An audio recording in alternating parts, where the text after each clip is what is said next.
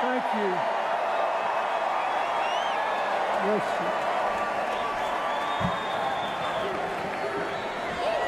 Thank you.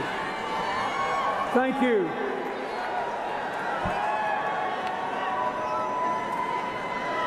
In the spring of 1971, I met a girl. The first time I saw her, we were, appropriately enough, in a class on political and civil rights. She had thick blonde hair, big glasses, wore no makeup. And she exuded this sense of strength and self-possession that I found magnetic. After the class, I followed her out, intending to introduce myself. I got close enough to touch her back, but I couldn't do it. Somehow I knew this would not be just another tap on the shoulder, that I might be starting something I couldn't stop. I saw her several more times in the next few days, but I still didn't speak to her. Then one night, I was in the law library talking to a classmate who wanted me to join the Yale Law Journal. He said it would guarantee me a job in a big firm or a clerkship with a federal judge. I really wasn't interested. I just wanted to go home to Arkansas. Then I saw the girl again, standing at the opposite end of that long room. Finally, she was staring back at me. So I watched her. She closed her book, put it down, and started walking toward me. She walked the whole length of the library, came up to me and said, "Look, if you're going to keep staring at me," and now I'm staring back, "we at least ought to know each other's name. I'm Hillary Rodham. Who are you?"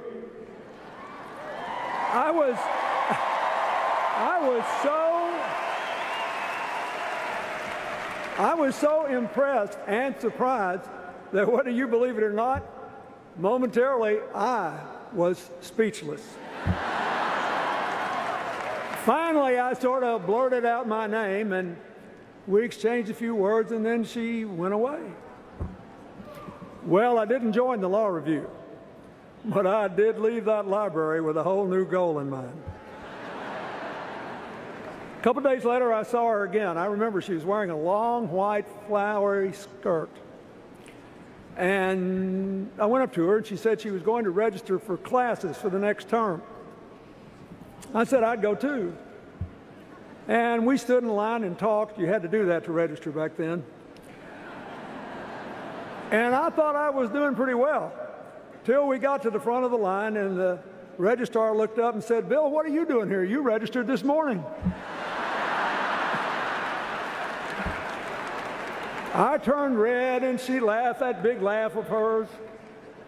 And I thought, well, heck, since my cover's been blown, I just went ahead and asked her to take a walk down to the art museum. We've been walking and talking and laughing together ever since. And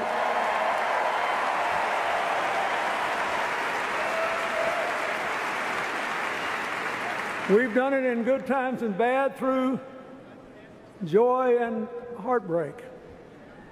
We cried together this morning on the news that our good friend, and a lot of your good friend, Mark Weiner, passed away early this morning. We built up a lifetime of memories. After the first month and that first walk, I actually drove her home to Park Ridge, Illinois, to meet her family and see the town where she grew up, a perfect example of post-World War II middle-class America.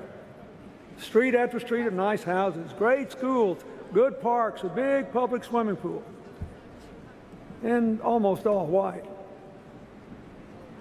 I really liked her family. Her crusty conservative father, her rambunctious brothers, all extolling the virtues of rooting for the Bears and the Cubs. And for the people from Illinois here, they even told me what waiting for next year meant. Could be next year, guys. Now, her mother was different. She was more liberal than the boys. And she had a childhood that made mine look like a piece of cake.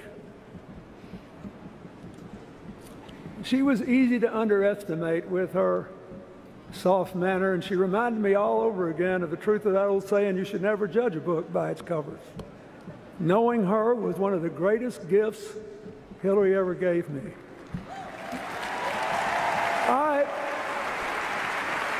I learned that Hillary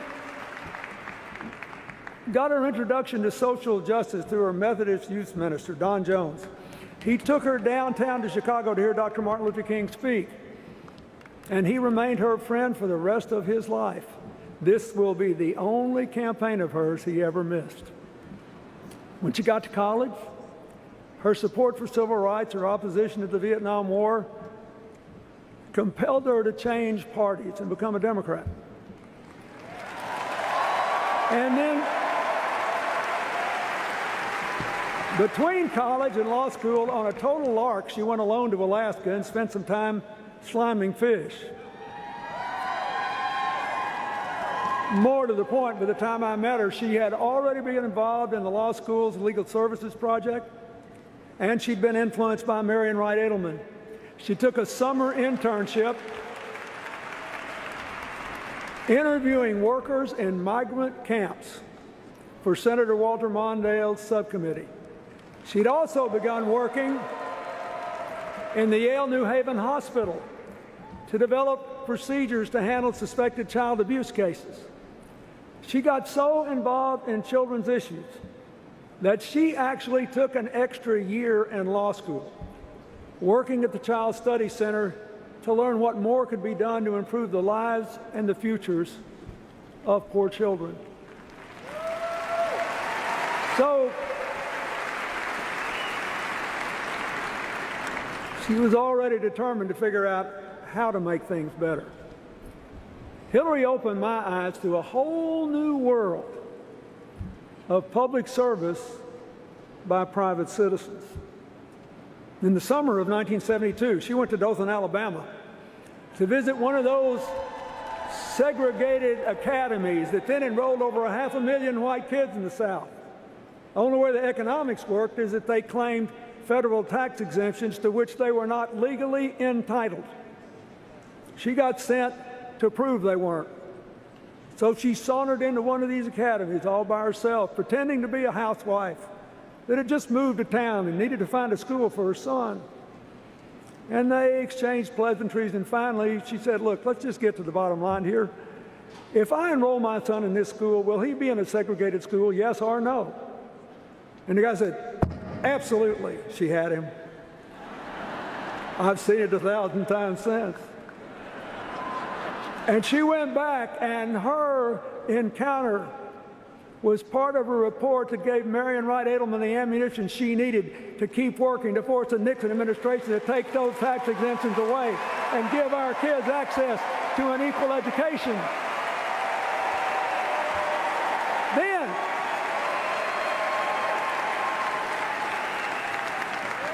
Then she went down to South Texas, where she met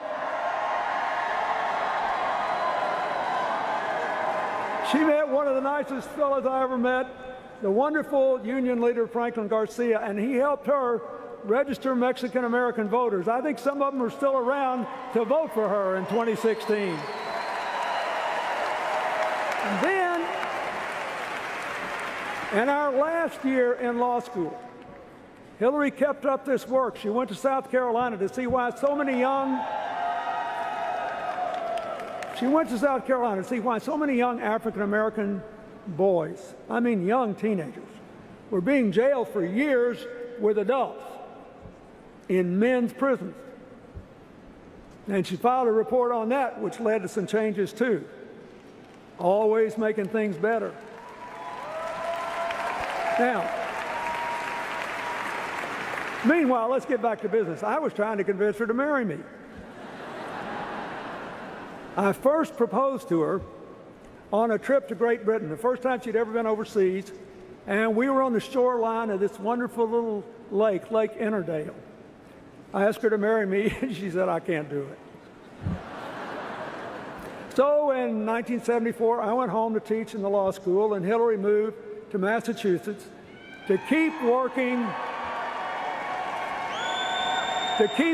on children's issues. This time, trying to figure out why so many kids counted in the census weren't enrolled in school. She found one of them sitting alone on her porch in a wheelchair. Once more, she filed a report about these kids, and that helped influence ultimately the Congress to adopt the proposition that children with disabilities, physical or otherwise, should have equal access to public education.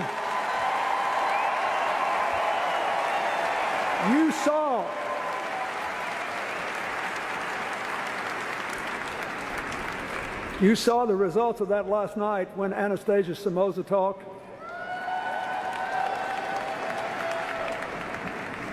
She never made fun of people with disabilities. She tried to empower them based on their abilities.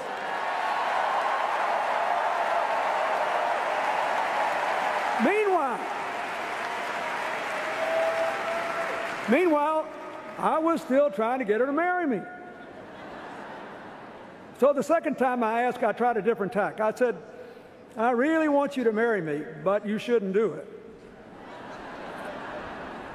She smiled and looked at me like, what is this boy up to? She said, that is not a very good sales pitch. I said, I know, but it's true. And I meant it. It was true. I said, I know most of the young Democrats our age who want to go into politics. They mean well and they speak well, but none of them is as good as you are at actually doing things to make positive changes in people's lives. So I suggested she go home to Illinois or move to New York and look for a chance to run for office. She just laughed and said, are you out of your mind? Nobody would ever vote for me. So I finally got her to come visit me in Arkansas. And when she did, the people at the law school were so impressed, they offered her a teaching position. And she decided to take a huge chance. She moved to a strange place, more rural, more culturally conservative than any place she'd ever been, where she knew good and well people would wonder what in the world she was like and whether they could or should accept her. Didn't take them long to find out what she was like. She loved her teaching, and she got frustrated when one of her students said, well, what do you expect? I'm just from Arkansas. She said, don't tell me that. You're as smart as anybody. You just got to believe in yourself and work for it and set high goals. She believed that anybody could make it. She also started the first legal aid clinic in Northwest Arkansas, providing legal aid services to poor people who couldn't pay for them. One day, I was driving her to the airport to fly back to Chicago when we passed this little brick house that had a for sale sign on it. And she said, boy, that's a pretty house. It had 1,100 square feet, an attic fan and no air conditioner in hot Arkansas, and a screened-in porch. Hillary commented on what a uniquely designed and beautiful house it was. So I took a big chance. I bought the house. My mortgage was $175 a month. When she came back, I picked her up and I said, you remember that house you liked? She said, yeah. I said, while you were gone, I bought it. You have to marry me now. The third time was the charm. We were married. We were married in that little house on October the 11th, 1975. I married my best friend.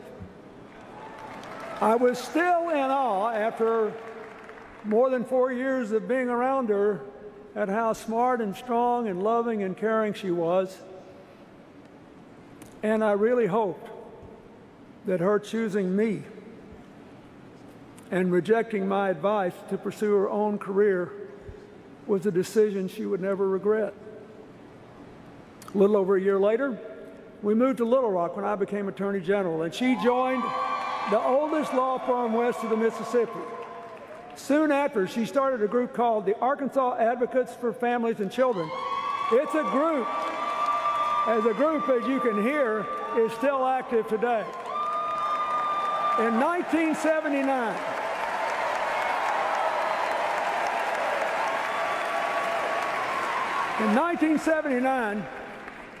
just after I became governor, I asked Hillary to chair a rural health committee to help expand health care to isolated farm and mountain areas.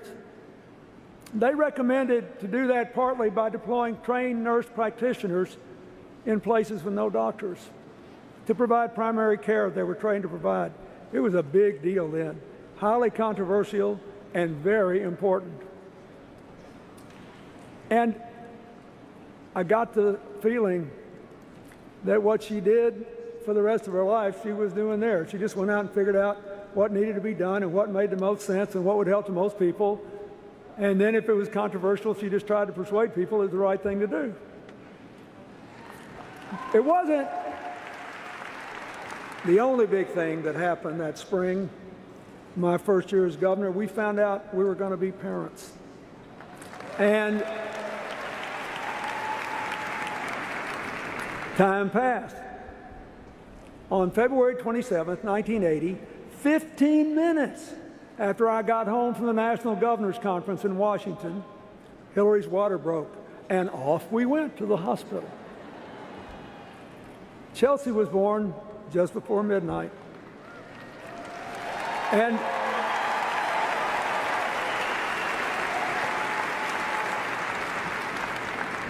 it was the greatest moment of my life.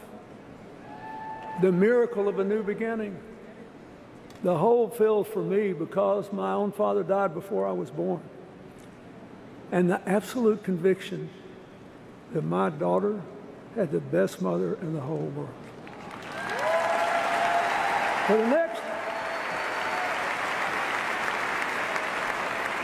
For the next 17 years, through nursery school, Montessori, kindergarten, through t-ball, softball, soccer, volleyball, and her passion for ballet, through sleepovers, summer camps, family vacations, and Chelsea's own very ambitious excursions, from Halloween parties in the neighborhood to a Viennese waltz gala in the White House.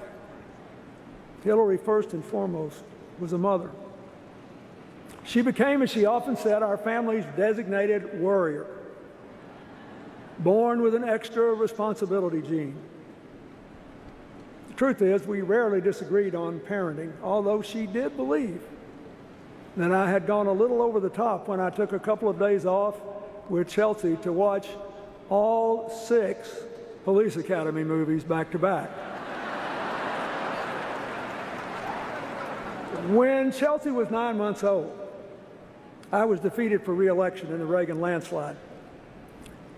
And I became overnight, I think, the youngest former governor in the history of the country. We only had 2-year terms back then. Hillary was great. Immediately she said, okay, what are we going to do? Here's what we're going to do. We're going to get a house, you're going to get a job, we're going to enjoy being Chelsea's parents. And if you really want to run again, you got to go out and talk to people, figure out why you lost, tell people you got the message, and show them you still got good ideas. I followed her advice. Within 2 days, we had a house. I soon had a job. We had 2 fabulous years with Chelsea, and in 1982, I became the first governor in the history of our state to be elected, defeated, and elected again. I think my experience is it's a pretty good thing to follow her advice.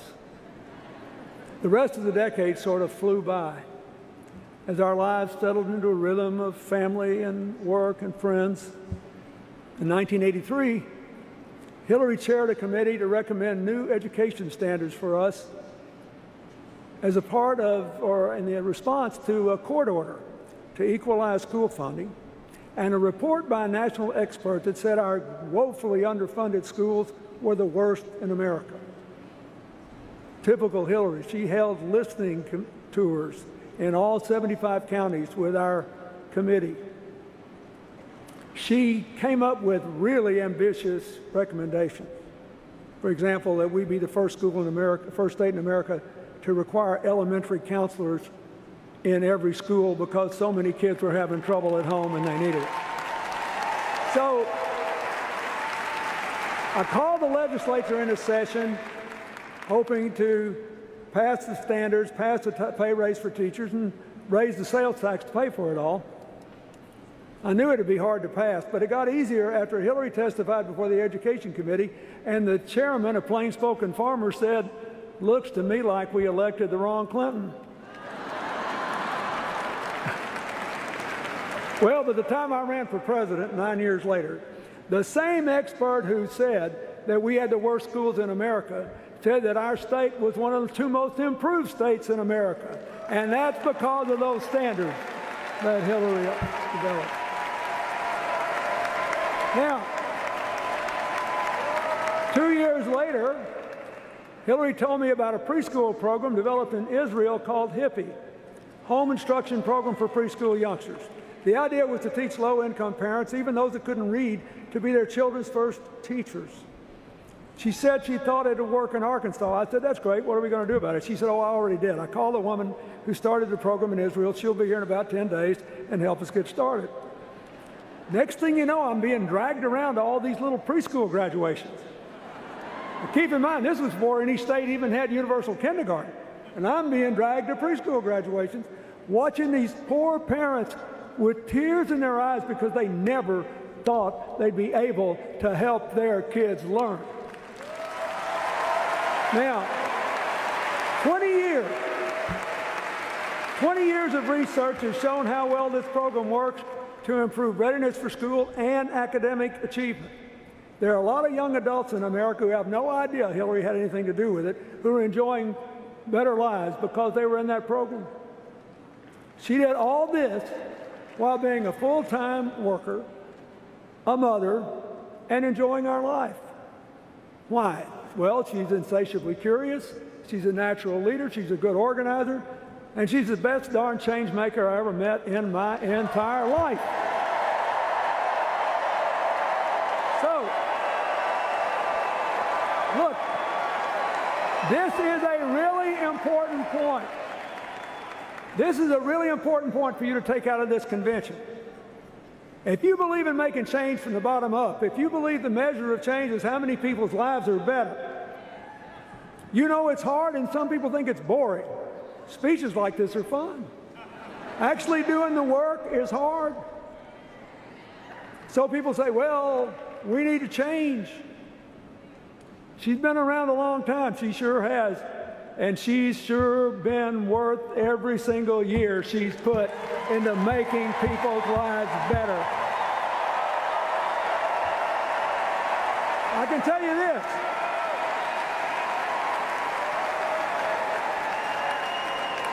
If you were sitting where I'm sitting and you heard what I have heard at every dinner conversation, every lunch conversation, on every long walk, you would say, this woman has never been satisfied with the status quo in anything. She always wants to move the ball forward. That is just who she is.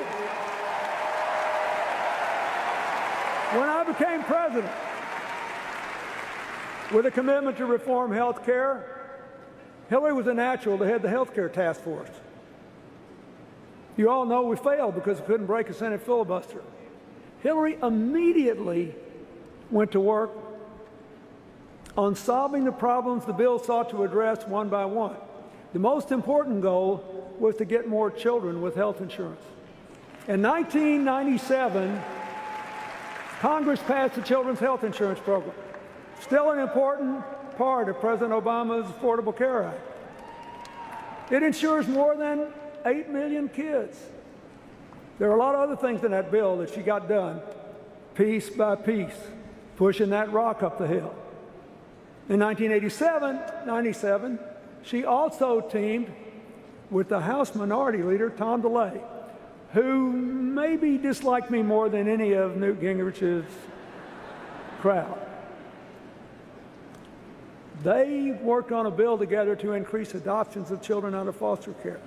She wanted to do it because she knew that Tom DeLay, for all of our differences, was an adopted parent, and she honored him for doing that. Now, the bill they worked on, which passed with an overwhelming bipartisan majority, led to a big increase in the adoption of children out of foster care, including non-infant kids and special needs kids. It made life better because she's a change maker. That's what she does. Now, when you're doing all this, real life doesn't stop. 1997 was the year Chelsea finished high school and went to college. We were happy for her, but sad for us to see her go. I'll never forget moving her into her dorm room at Stanford. It would have been a great little reality flick.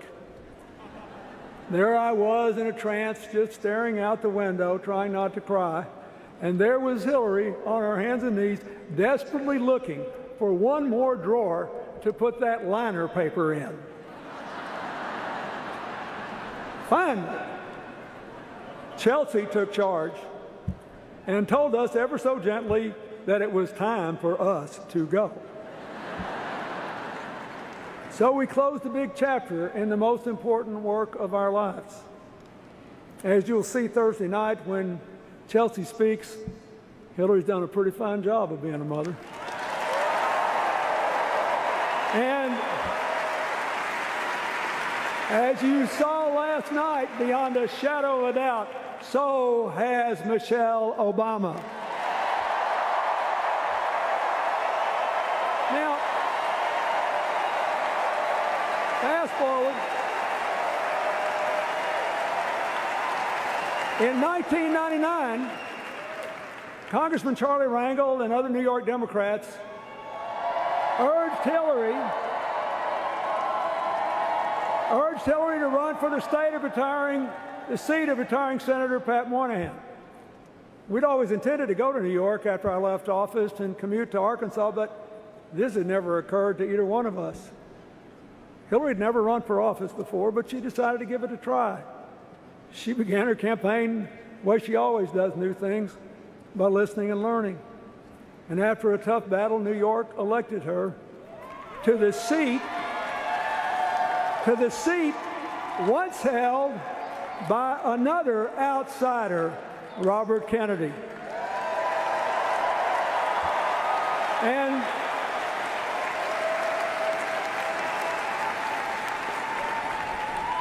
she didn't let him down. Her early years were dominated by 9/11. By working to fund the recovery, then monitoring the health of and providing compensation to victims and first and second responders.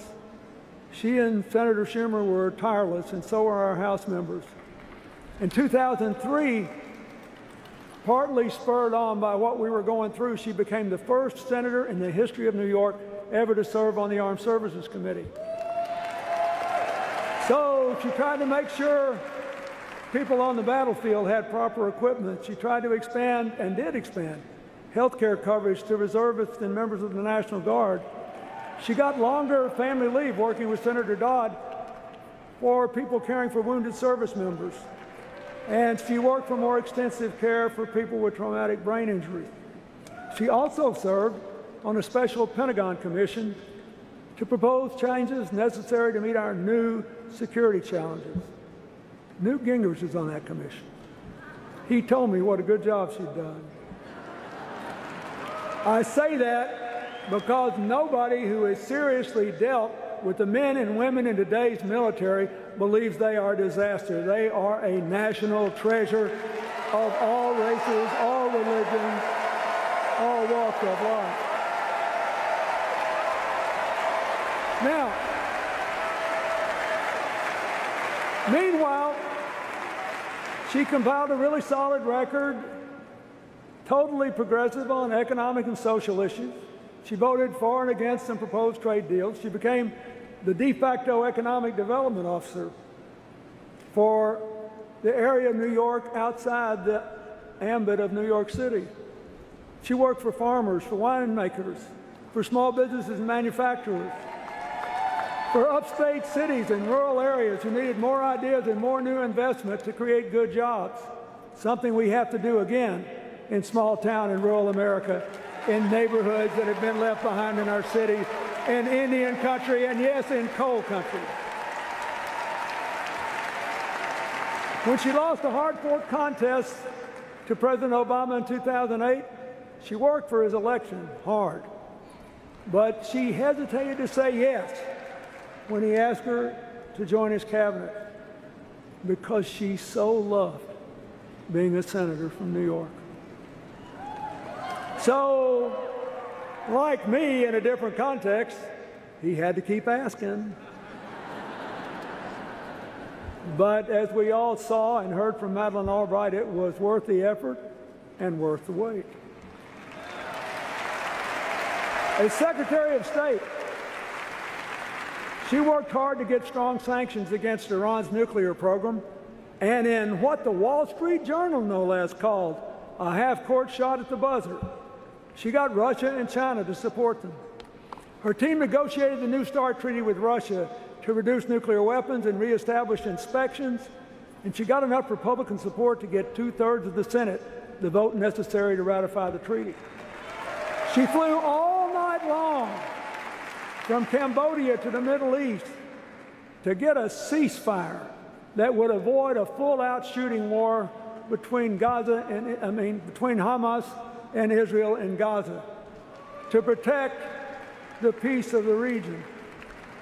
She backed President Obama's decision to go after Osama bin Laden. She launched a team.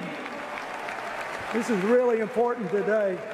She launched a team to fight back against terrorists online and built a new global counterterrorism effort. We've got to win this battle in the mind field.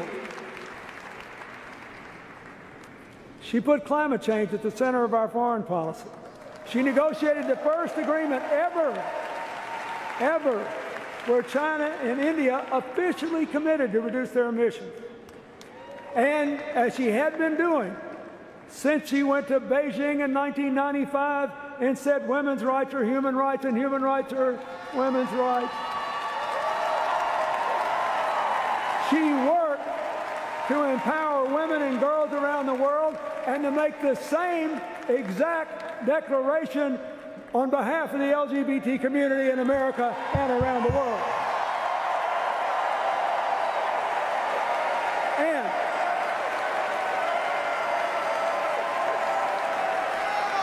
And nobody ever talks about this much. Nobody ever talks about this much, but it's important to me. She tripled the number of people with AIDS in poor countries whose lives are being saved with your tax dollars, most of them in Africa, going from 1.7 million lives to 5.1 million lives, and it didn't cost you any more money. She just bought available, FDA-approved generic drugs, something we need to do for the American people more. Now, you don't know any of these people. You don't know any of those 3.4 million people, but I'll guarantee you they know you. They know you because they see you as thinking their lives matter.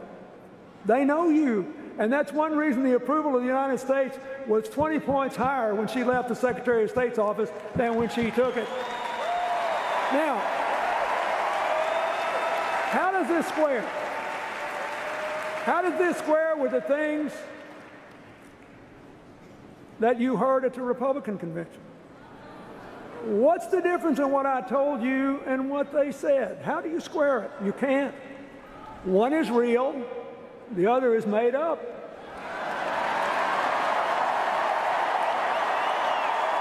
And you just have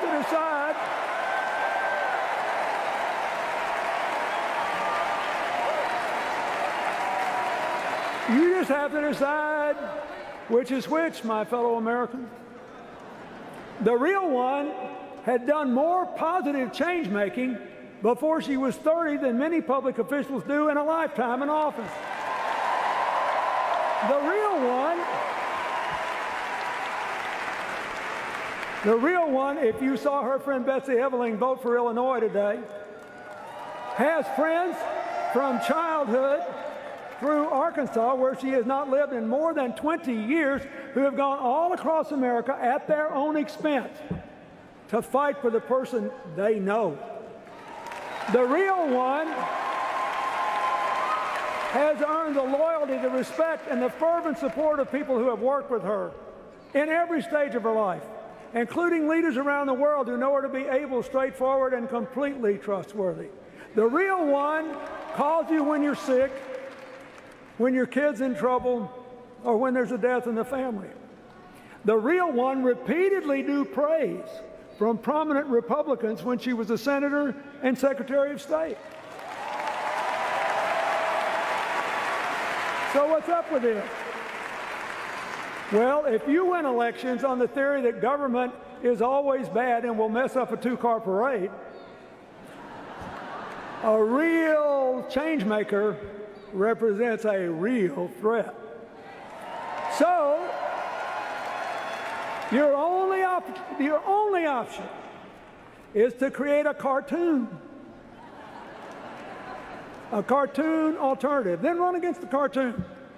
Cartoons are two-dimensional. They're easy to absorb. Life in the real world is complicated, and real change is hard.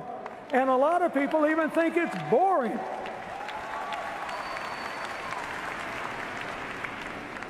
Good for you, because earlier today, you nominated the real one.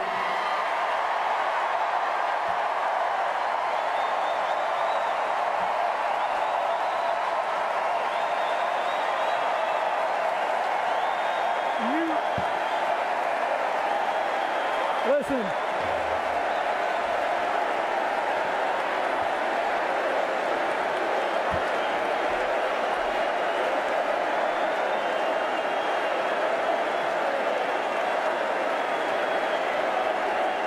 We got to get back on schedule. You guys calm down.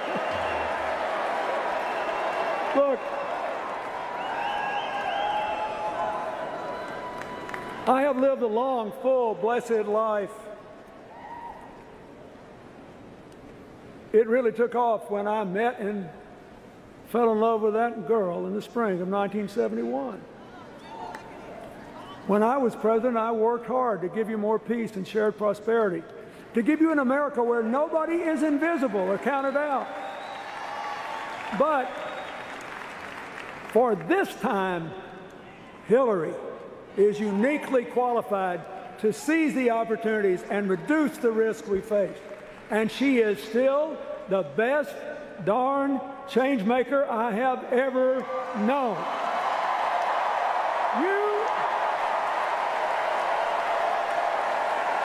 You could drop her. You could drop her into any trouble spot. Pick one.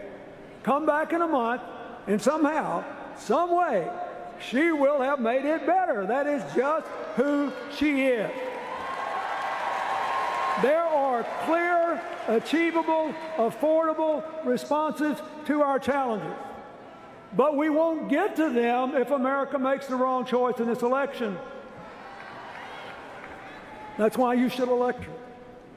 And you should elect her because she'll never quit when the going gets tough. She'll never quit on you. She sent me in this primary to West Virginia, where she knew we were going to lose, to look those coal miners in the eye and say, I'm down here because Hillary sent me to tell you that if you really think you can get the economy back you had 50 years ago, have at it, go wherever you want to. But if she wins, she is coming back for you to take you along on the ride to America's future. And so I say to you,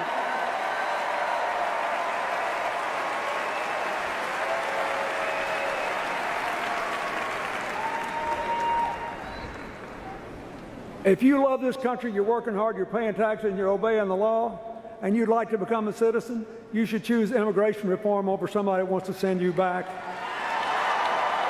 If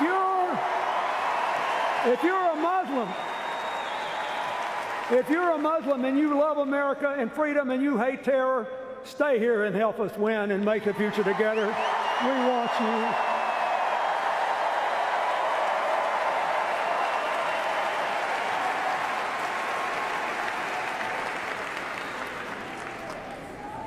you. If you're a young African American disillusioned and afraid, we saw in Dallas how great our police officers can be. Help us build a future where nobody's afraid to walk outside, including the people that wear blue, to protect our future.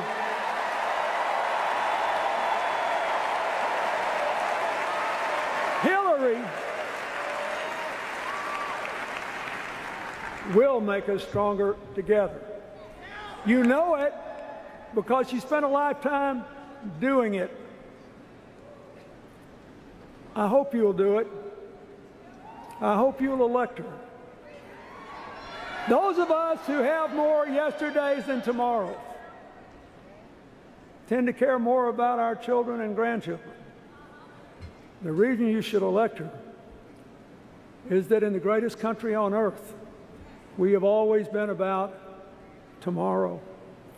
Your children and grandchildren will bless you forever if you do. God bless you. Thank you.